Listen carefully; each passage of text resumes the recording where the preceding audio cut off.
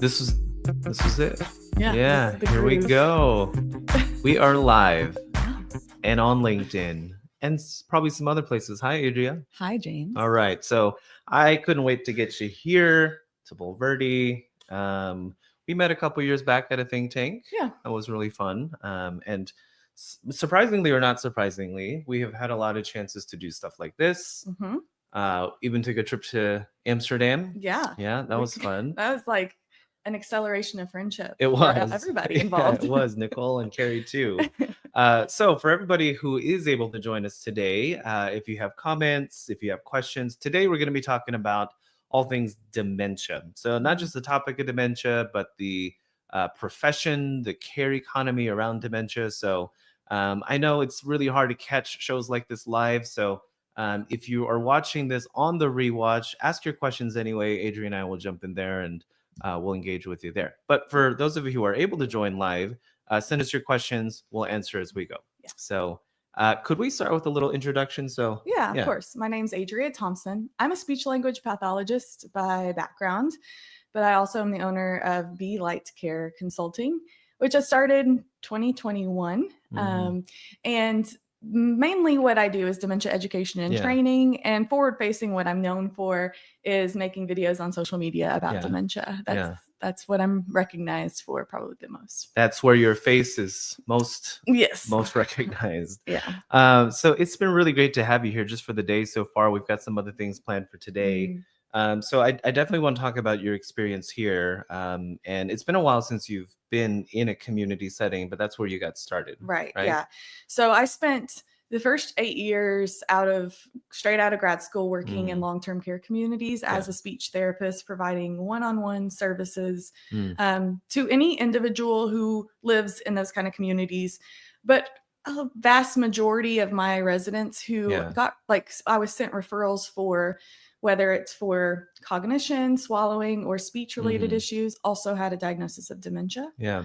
And I did not have like an interest in dementia specifically going into this kind of work, but it just developed over time. But I've worked in skilled nursing, assisted living, home health, memory care, and a little bit of IL. So it's really funny and interesting to hear you say that, because people ask me too, like, why dementia?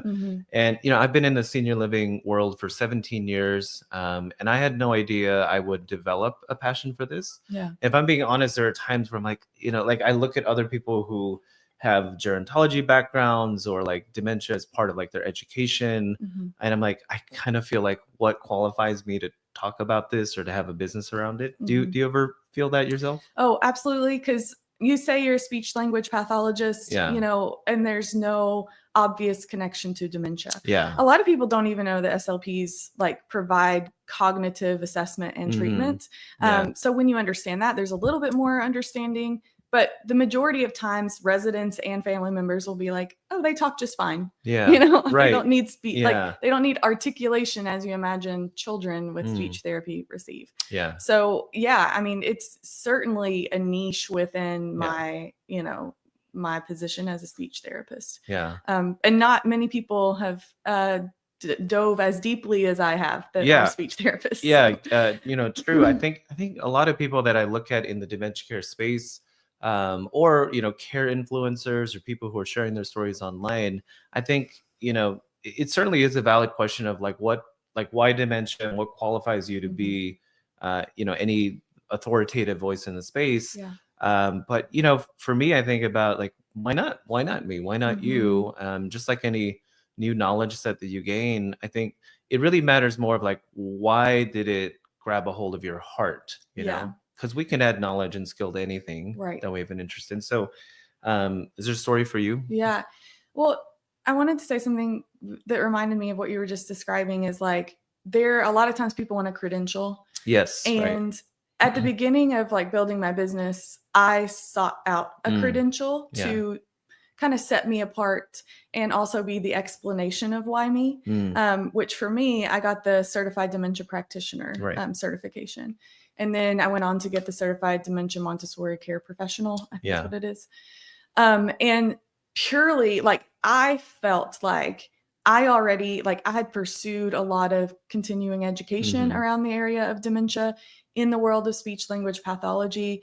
I had that credential, but even now when people reach out and they're like, how do I get to do what you're doing? Yeah. My biggest recommendation is spend time with people with dementia, because seems clear. Yeah. That is like, I mean, that is the biggest learning. Like that is the biggest percentage of what I know about dementia is working with hundreds of people with dementia over my career, one-on-one, you know? Yeah, it's exactly how I feel about, you know, over the 17 years. I mean, I have no way of estimating how many people I've seen, supported, you know, that are living with dementia, but there's just something about the repetition of hundreds and hundreds and hundreds of, you know, interactions, really thousands at this point, that, you know, you can kind of shortcut some thematic things. And I think, you know, for us, for Bella Groves, it's really what we're doing. We're careful to tell people, like, we're not a medical team. We don't have medical expertise. We're not going to diagnose anything. But and what we're doing here, yes, we're professionals in the space, but all we have is a little bit better glimpse of the stuff that you might be going through, right? And then we want to try and help caregivers just be better at what they naturally want to do. The benefit of, like, I've seen this before. Yeah. Like, what you're experiencing is not the most unique experience. Like, it's not never been done before, never been seen before. And for many caregivers, that's such a sigh of relief of, like, oh my gosh, it's not, we're not the only ones. Right. Like, cause it feels so wild for them. Yeah. But yeah, I mean, I started, you might not know this about me, but when I first left grad school, even the semester I was graduating, my goal was to work with children. I really wanted to work with individuals, like children who had no vocalization at all, that were reliant on augmentative alternative communication devices. I was really drawn to kids with the most severe disabilities. And my biggest reason for that is, like, I love the underdog. I love the challenging cases. I love the people that nobody else like wants to work with. I love, like, the biting, the hitting, the all of that. Like, that's what I loved so much. And I had a lot of experience in grad school. The grad school I went to, which is where I now teach, which is really fun. At the time, they were mostly focused on pediatrics and school-based therapy. We were not in the medical program at all. And so that was what I just had the most experience with. Upon graduation, it's really competitive to try to get a job in the town that you graduate from, because there's like 30 FLPs being produced every year. So I just started, like, doing interviews at anywhere that was hiring for experience. And I got an offer at a nursing home before I even got to my car in the parking lot. They were like, we really need someone. And I'm like, you know, maybe I'll do this for a little while and, like, get some experience, pay off some loans. And I just fell in love with it.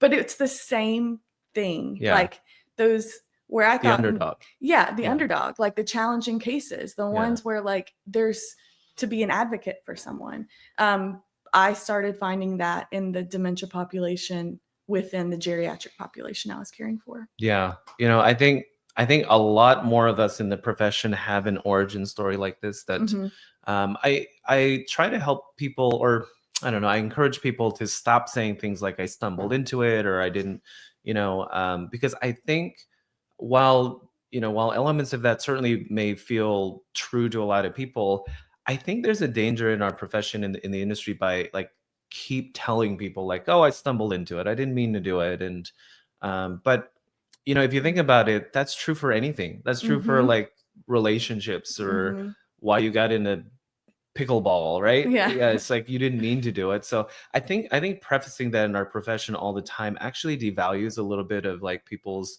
intention or credibility.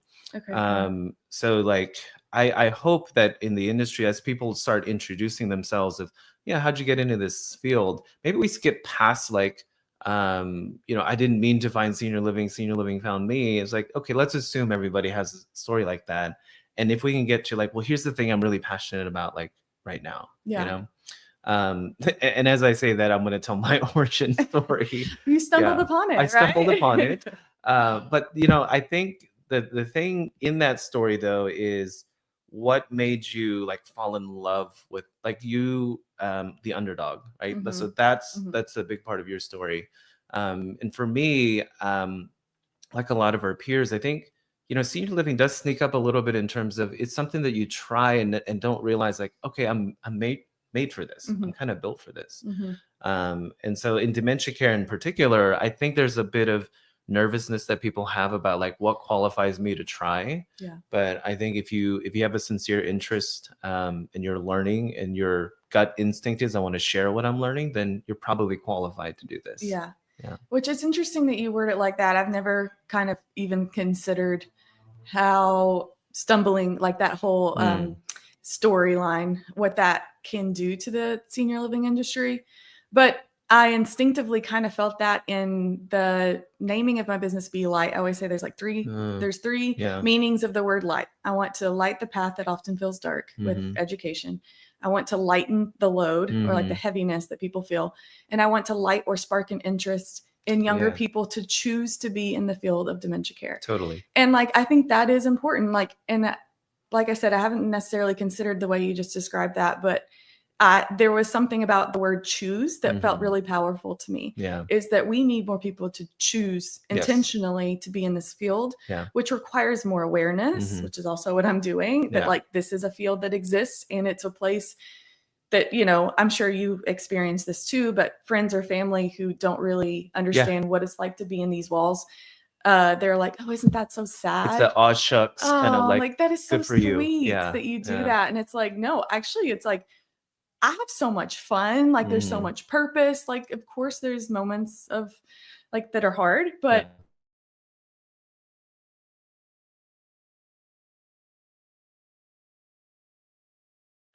yeah, I think putting it all together, it's how we tell our story. And maybe we are that generation in our profession right now that has the I stumbled into it story. And I don't want anybody to feel shame around it. I just think it's more of like, let's own it in a way that's more forward directed than, because I think about this. What if every family, every person living with dementia, every senior that we meant to serve heard all of our origin stories in a row? It's like, I didn't mean to do this. I stumbled into it. It found me. Like, unwillingly almost. Like. Right. If every teacher at my kid's school was like, I didn't mean to be a teacher, I might feel a little bit like, this is weird, right? But through our storytelling and through our advocacy, I hope that the next generation of people who come into our field are like, I wanted to do this. Yeah. Like I saw Adria's videos, or I live near Abella Groves. Yeah. Yeah. We are the young generation. You and I, we are so young. We will claim that. I'm feeling it. Yeah. So it's been fun to watch you here. I get to see you on Instagram. I see speaking gigs and things. Oh, we forgot to say TEDx speaker Adria Thompson. Yes. Yeah, gotta work that in. We got to work that in. And TEDx speaker host James Lee. Correct. Yes. So we got that out of the way in the plug. But it's been fun to see you do this. What has anything surprised you, or what's the experience been for you? Yeah, it's like getting back on a horse. Yeah. Yeah. It's been a couple of years. Like that is the hard part about like choosing my business, doing like full time being. It is such a blessing that I can now full time create content and work with companies and do consulting on the backside and making what feels like bigger waves. Yeah. In dementia care in general than when I was working, clocking in, clocking out, and working with people with dementia one-on-one. But I miss that so much. I mean, just I find it really fun personally, but also that's where all my inspiration comes from. Right. And when I make videos, like to this day, there's always a resident in my mind that's like, it worked for them, or like, this is what I did for this person. And so it requires me to have all that experience, all of those years, those hundreds of people I've worked with dementia, to have the breadth of knowledge and tips and tricks that I have. But it's like at times I'm like, I just want to get back and interact. And I talked to you a little bit about this, but because I'm a speech language pathologist and I have a medical license, me interacting with residents, I have to be careful to like not not provide that like assessment and treatment Sure. part, Yeah, you know, yeah, like, yeah. because those are skilled services that I technically have to bill for. And it's like, I just want to hang. Yeah, yeah, I just want to yeah. chat and hang out. And so it's funny because I was a little self-conscious of Oh, like, I really? mean, my grandmother is Yeah. living with dementia. And so like, I'm with her a lot, but like, she's my grandma. Yeah, So yeah. that comes natural. But I was a little nervous of like, what if I get in there and I don't know how to do anything Yeah. anymore? Right. Certainly that has not been the case, thankfully. Yeah. But also I know more eyes are on me, Yeah, right? because they're watching I'm the you. expert Yeah, in the room, right? Yeah. caregivers are watching you. I'm watching you from the corner. Yeah, he like airdropped me a lot of video that he took, and I was like, Yeah, oh, you know, we're always didn't even know you were in the room. we're always storytelling. But I was curious about that. I wonder, you know, how there are care influencers, content creators, or people who have legitimate background in dementia care that now produce lots of content that help people. But I think that's the unspoken kind of thing that families or other people might think about is like, how long has it been, you know? And so for me, when I was climbing the corporate ladder in senior living, you know, my first kind of MO in terms of a career ladder was like, I love this at the community level. And I felt like the only way for me to impact this at a greater scale is let me go be the regional, let me go be the VP. And so everything kind of became get to a higher position and then try to affect change that way. And I kind of learned along the way, at least it was my experience, that I never got the keys. Nobody ever really handed me the keys and said, "Hey, I loved all your ideas about dementia care. Now that you're a VP of ops, here you go." You know, like that never happened. And so, you know, getting into this field and tying it back to what you were just saying, I did find that after a while, as I was in more corporate facing roles, I was further and further away from the daily experience of caregivers, like um, frontline caregivers, families, and residents. Yeah. And so it started feeling, despite every intention to, you know, ground my work and in the big picture, I am sure that my colleagues, that are colleagues in corporate parts of senior living, probably could relate to this. Is sometimes you feel like you're working on it and not in it. And so for me, shifting from a kind of a corporate career path to, I don't know how many people want to actually start their own small business. We could probably have a different show just about that, right? But being able to be back here, like be with those residents, take a break from our work, and just you were dancing with somebody, and I was like dancing with somebody during a musical thing. But I mean, how like soul filling and cup filling is like that little break? Yeah. Right? Yeah. Yeah. It is. It is. It's a reminder, and it's like validation for me of like, no, like this is still like what I enjoy. And although that's not what I get to fill my days with anymore, Yeah. just on a practical level, there's only so many hours in a day. I do feel like I need to continue to make this a priority in some way. Yeah. Which I just moved to the town that I'm living in right now, like 6 months ago. And I feel more motivated to like reach out to care communities and like make those connections. So at least, you know, be more present. I think. It's really great advice for, you know, all of our peers that if you're too far away from the work for too long, find a way to reconnect. And usually, you know, you're gonna be somewhere where there's a community that for no other reason than you get to be in and amongst the people doing the hard work every day. I think having a relationship directly with those people is critical.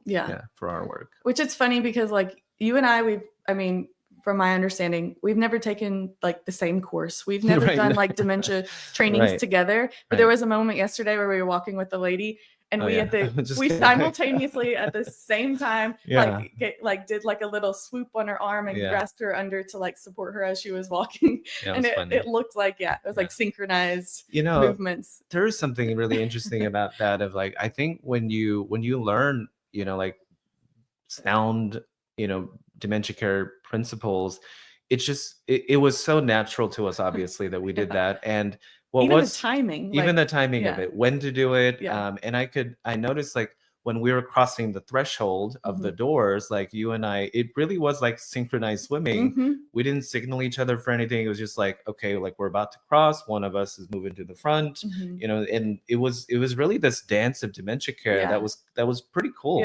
And thinking back, we were like, we're taking turns kind of leading her like verbally. Yeah. We never like we're giving her cues at the same time. And it was just like, yeah, it was interesting. That was fun. Yeah. Well, you know, dementia care, I think, and that's for me, the goal of Bella Groves is to teach people that, you know, and that's your goal too, through your videos and your work is, you know, anybody can do this, but not everyone is doing this. Right. And I think families in particular, well, first of all, our professional caregivers need to do it first. We need to be the ones who lead the way.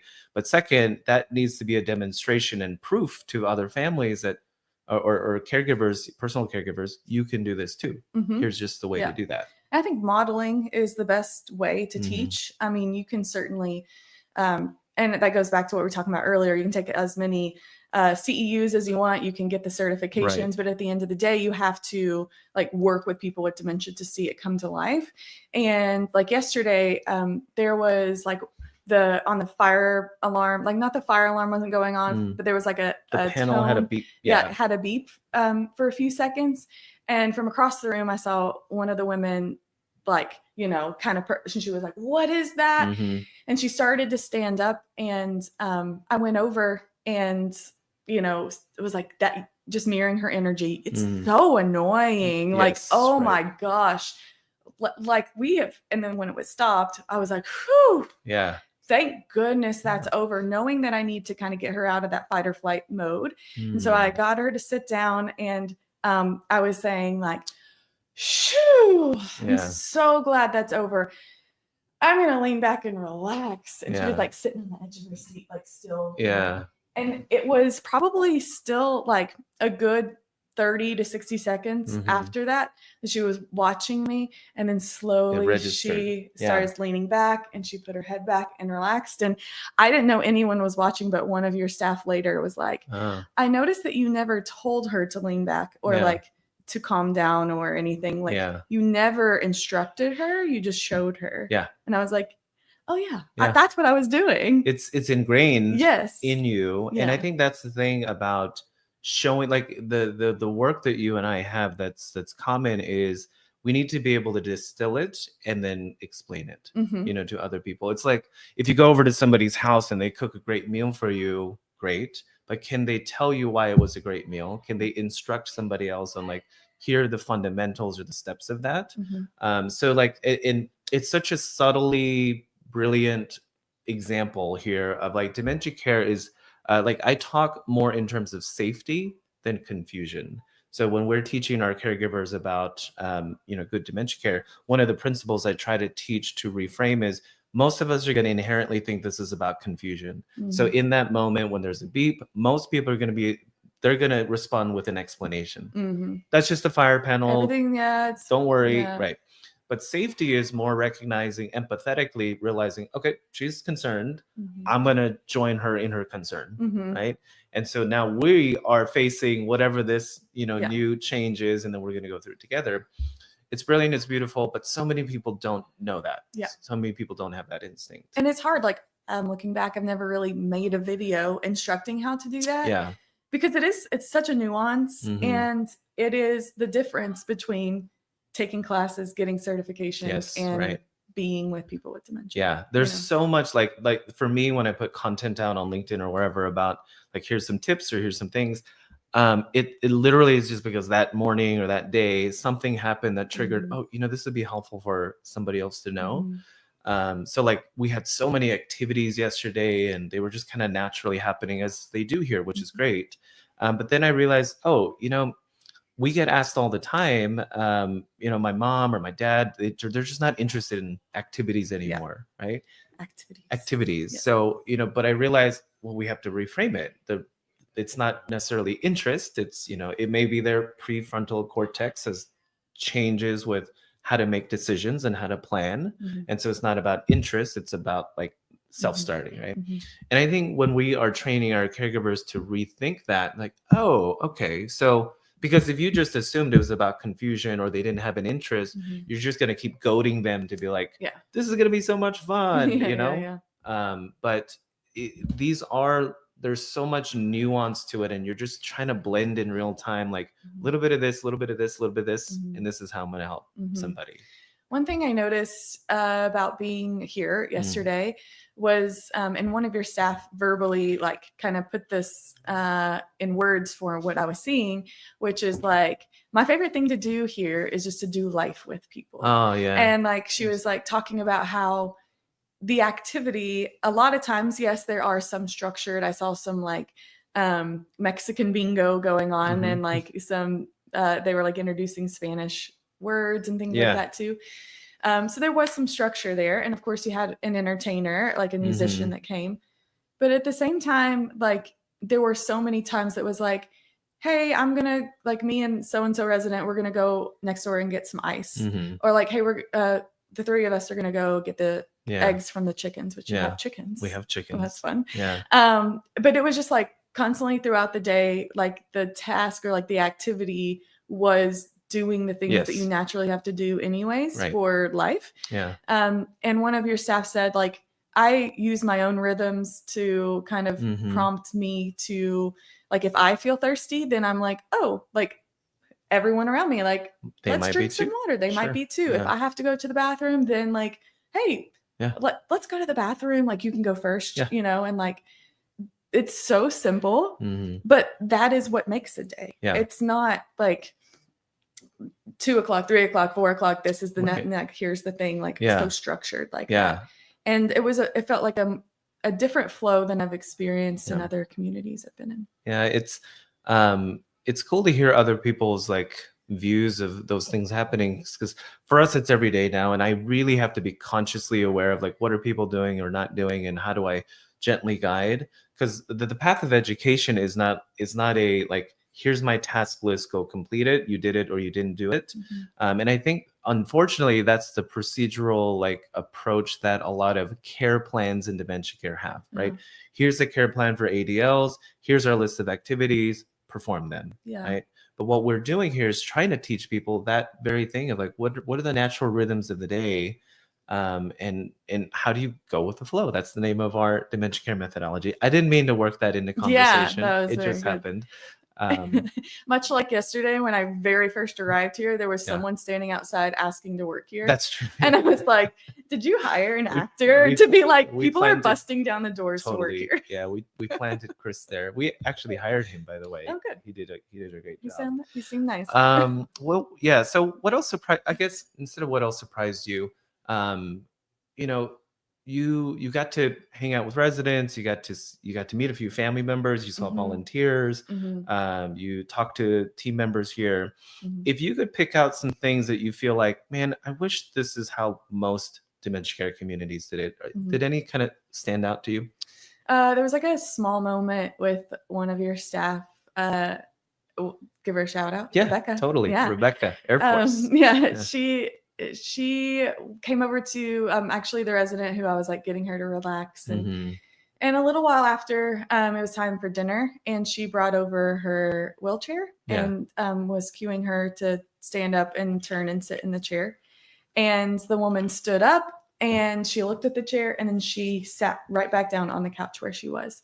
And every other human, I was going to say like aide that I've worked with, but like anybody else that I've ever worked with would have naturally been like, oh, no, don't sit down. Like, hold on. No, you got to turn. You got to, and was like immediately usually jumps to correction. But Rebecca just like did not miss a beat. Yeah. She just paused, like let her finish sitting down safely.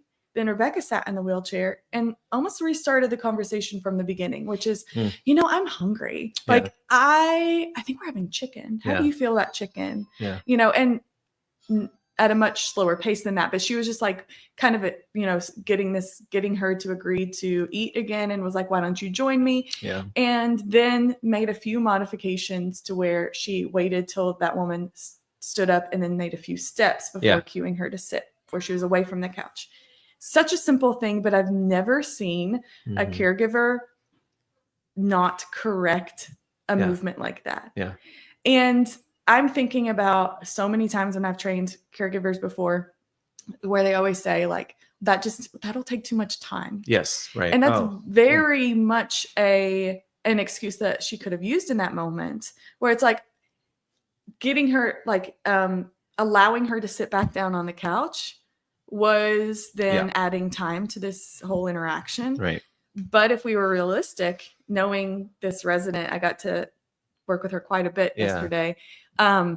If we would have corrected her, that would have escalated her mood, and she would have been, not participatory in anything you asked her for a while. Yeah. And I think Rebecca knew that much about her and was just like, had the patience, and it ended up just taking 30 more seconds or so. Yeah.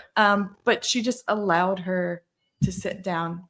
And even my instinct was almost to be like, oh, like, don't sit. But Rebecca was just like, okay. I love that. We talk about on the team that good dementia care takes longer. It's just something that we kind of we almost repeat as a mantra of, and that's why the 1-to-4 staffing ratio is there, because we want to build in this flex time, this downtime. Like everybody has scheduled downtime in their like work task list, because these things are inevitably going to come up. And you're totally right that like this is probably what people mean by like in order to speed up, you got to slow down. And that's what Rebecca did. She was like, it took 30 extra seconds or 60 extra seconds or whatever. But that compared to the other timeline would have been harder. So imagine if Rebecca's doing that, and then Margaret does it, and then Jennifer does it, and then Heather does, right? So throughout the entire arc of somebody's day, if we're not constantly correcting somebody and we're just going with the flow. See, it's just a brilliant name, isn't it? If we're just going with the flow of the day, and we're just, with, not for. That's another thing we say a lot is we're doing it with, doing life with them. I love that phrase too. Another thing that I would love to see more in other communities is Margaret was describing to me, she's had experience in working in other care communities before here. And she's, as I asked her, like, kind of what's the difference? What do you notice? One of the things that is so meaningful to her is her relationship that she gets to have with the family members. Oh, yeah. And I said, I was like, in the places I've worked, the interactions between the aides and the family is typically, I was just in my mom's room, and why is this like this? The trash is still full. She has the same shirt on she had yesterday. Yeah. And it's not at all like a positive relationship. Yeah. And it's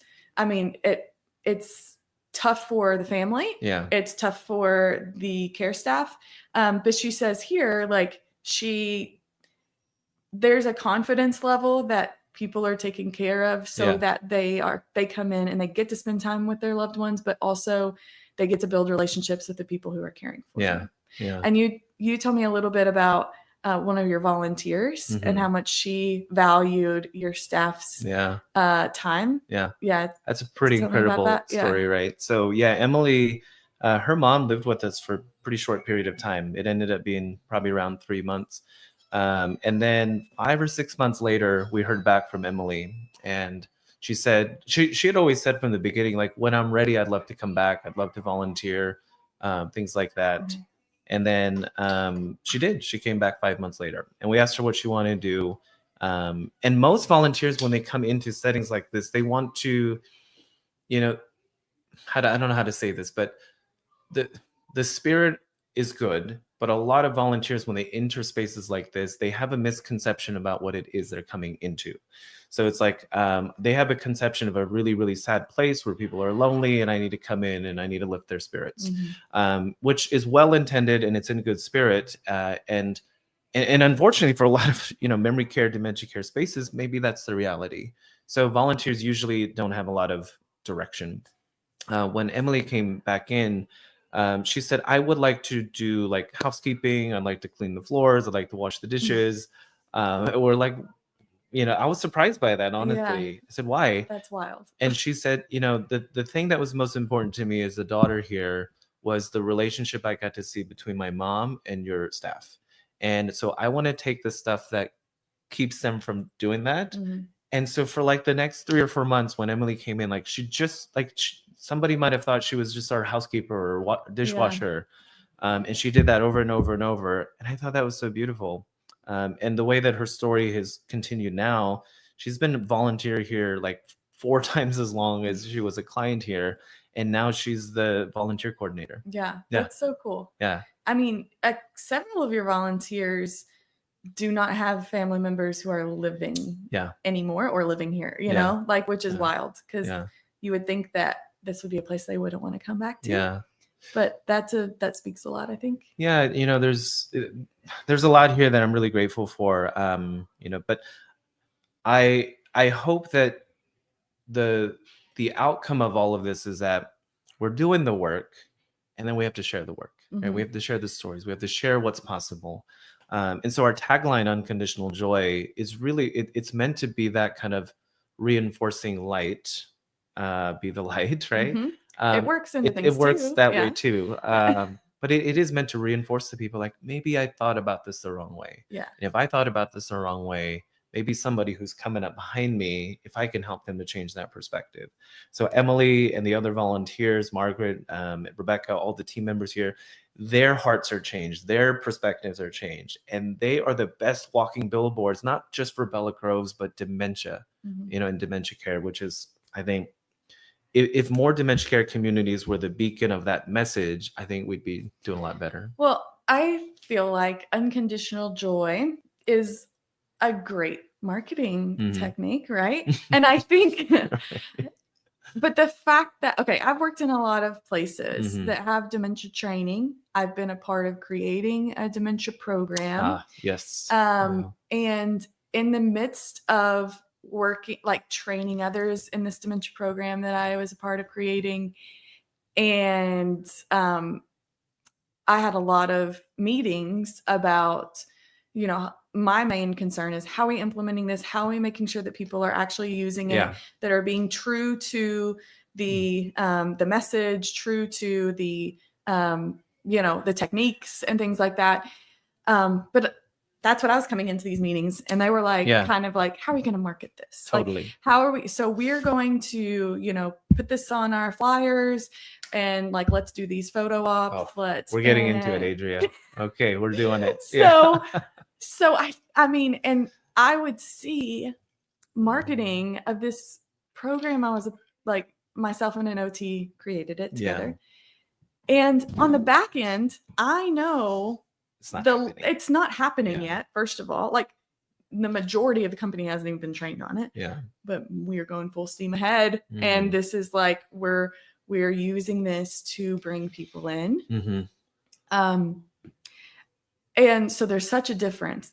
Dementia training and philosophies, certifications, stamps, and titles are equal parts.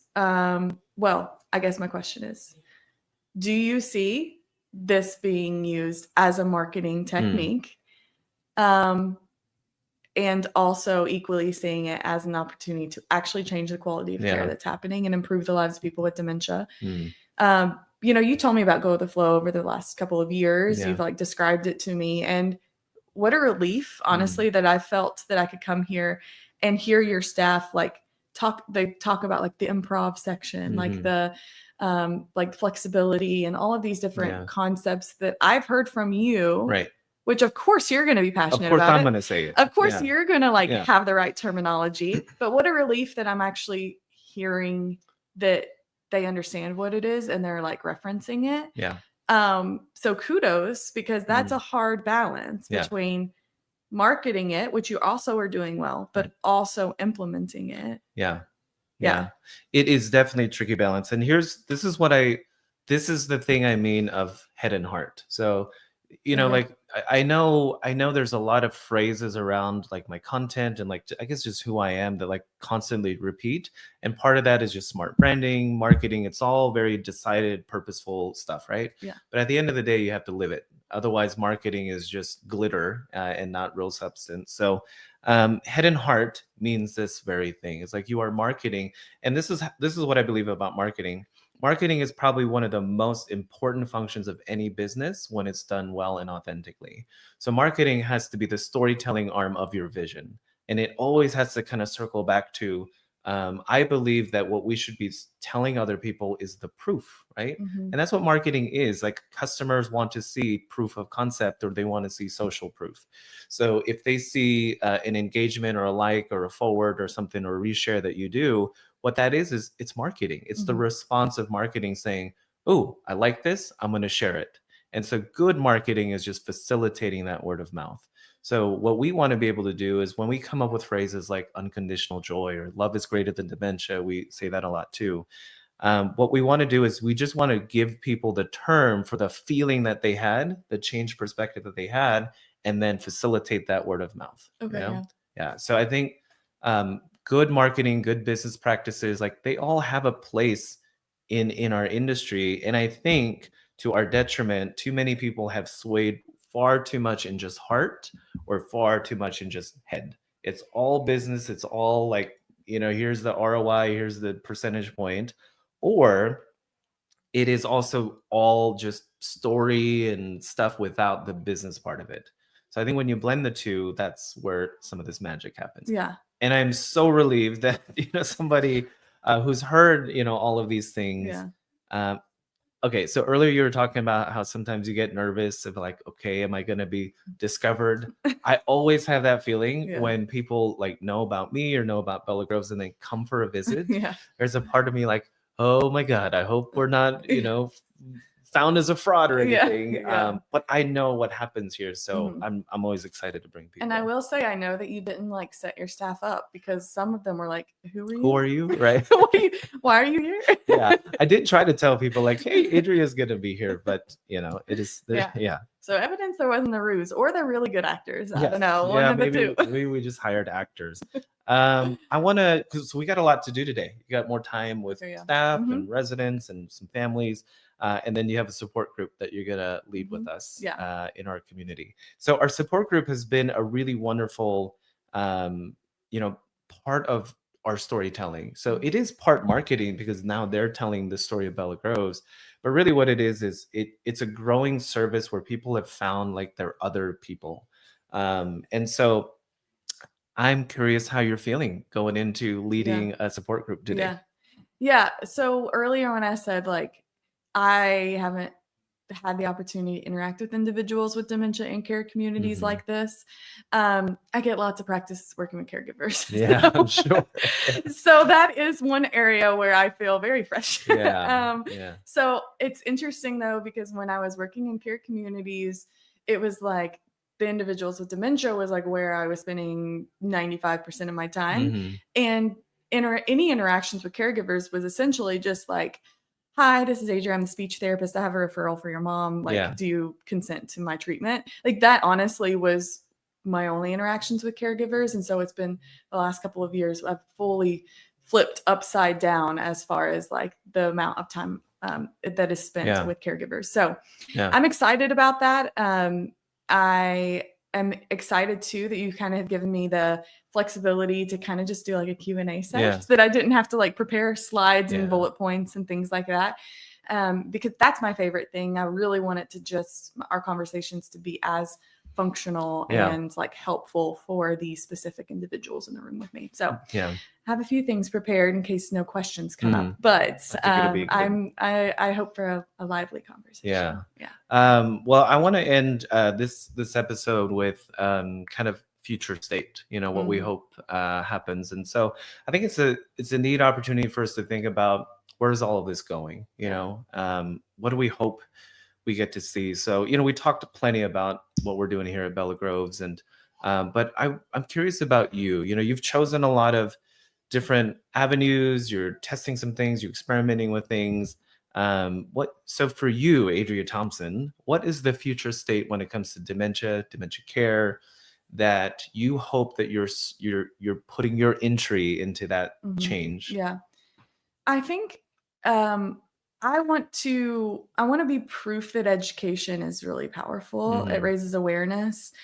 I do like I like your all's emphasis here at Bella Groves on education of the community, even those people who aren't yet like, or maybe not ever having a loved one who lives here, to be a source of education. I would like long term, I feel like I'm kind of in the midst of this like shift back to the beginnings of my business, which the whole intention, I did not start Be Like Care to become a dementia influencer. I started it to train in care communities. I began the first 6 months knocking on doors of nursing homes in Washington State saying, can I train your staff? And eventually I just started creating videos to prove my expertise, because they were like, you're a speech therapist, like we have social workers and nurses who train our staff, like we don't need you, like we're fine, our people talk just fine, you know, a little too much. And so I was like, well, maybe if I just start making videos about what I would do in situations, they'll take me more seriously. And so that's really where that started. And so, but then that just took on a life of its own. I was like, never mind, I don't need care communities. I can just do this from my living room for caregivers. So I find I'm feeling this shift in my business to kind of move back towards focusing on care communities. I'm never going to be the person who shames a person for putting their loved one in care communities, right? Like that's where I've spent my entire career. I believe in them. I know that there are bad situations. I know that bad things can happen, but I have met the most compassionate, most empathetic angels on earth inside care communities throughout my life. So I feel like in the future, I see a shift back to kind of giving this light into care communities and showing them the importance, not just of increasing census, but really improving care. And making that be the reason why people are knocking down your doors. And so I want to get my videos in care communities. I want to be physically in these spaces more. This is really where, you know, the groundwork of dementia care. I think, you know, in a way, you and I and, you know, our colleagues in the field, we all have a shared part of our hypothesis, which is if we do it really, really well here, it'll affect everybody else. Because we'll never be able to build enough Bella Groves or any, you know, dementia care communities where everyone impacted by dementia will have a place to live. Right. So we have to utilize these as proof of concept that you can do this too. And I really believe that if people got involved and engaged with resources earlier in the journey, right? So by the time they're watching your videos, by the time they're moving in here, they're probably like just beset with grief and anxiety and all of those things. And it's like, I'm desperate for solutions. And so like you have to unravel some of that to get them in a good place. But imagine if the future state is, okay, I'm starting to experience some brain change myself. Let me start looking at some resources, right? Let me start following Adria. Let me follow Bella Groves. And I think that future state where, you know, we talk about agency and autonomy as if it's like a perk of a resident living in a community that believes that. But true agency is like, if it's happening to you, like one, can you prevent it? I think our future clients of Bella Grows are actually the family members of residents who live here, right? They're the people we're building for right now. And if it happens that you may experience brain change, I may experience brain change. And wouldn't it be wonderful if we helped create the thing that is going to give us agency if and when that happens? And at Think Tank this year, we kind of did a survey about like, what would we want if we had dementia? And it did make me think about it a lot, which first of all, we're going to be really hard to deal with because we're going to be like, I know all your tricks. Here's my video on this. I taught you this. But yeah, I mean, that's it. Is like the future of dementia care is for people who don't yet have dementia. And we need interest. We need interest in those people about what the future looks like. But unfortunately, no one cares about dementia until they have someone close to them who has it. And so like I hope that I'm a part of reaching my little fingers into TikTok and like curious people who are just like, ooh, like this is interesting. I welcome it. Mainstream. Well, you're definitely doing that. You know, earlier you were saying about like full circle, you know, moment, kind of returning where you were. And I always love this quote. I think I said it at Think Tank last year, but it goes something like, and the end of all of our journey will be to come back to where we started and see the place for the first time. And I love that quote because it makes me think of the hero's journey. You know, like you go on this adventure and you come back wiser. And but like the end of every heroic journey is to come back home. It's not to go on an adventure. The adventure is to be changed. So when you come back home, that people around you are better for it and that you're better for it. So I think like this kind of return home for the people who are like watching this episode or who get to think or feel this, I hope that they all feel that too. Like we all have to have some return home. And for me, it literally was that of like I was growing in senior living and trying to help people all over the world. But it's not lost on me the irony that the impact or the expanded impact I may have now is because I came back home. I'm literally home taking care of my community, my neighbors. Yeah. And I think there's something beautiful about that I hope more and more people are able to find. Yeah. Yeah, but this future state requires a lot of work, Yeah. which we're about to go do more of right now. Yeah. So Shelby, if you're still on, I have no idea if anybody was, we didn't look at the screen the entire time. We're like, oh yeah, we'll look for questions. If there were questions, comments, anything that came up, sorry, we were just really enthralled in conversation. But what we want to do is encourage you, if you're watching this, you know, a second time, or if we inadvertently ignored you right now, we'll go back into the comments, answer some questions. But thanks so much for being here. We got a lot more stuff to do. Thanks for joining. Have a great rest of your day. Bye.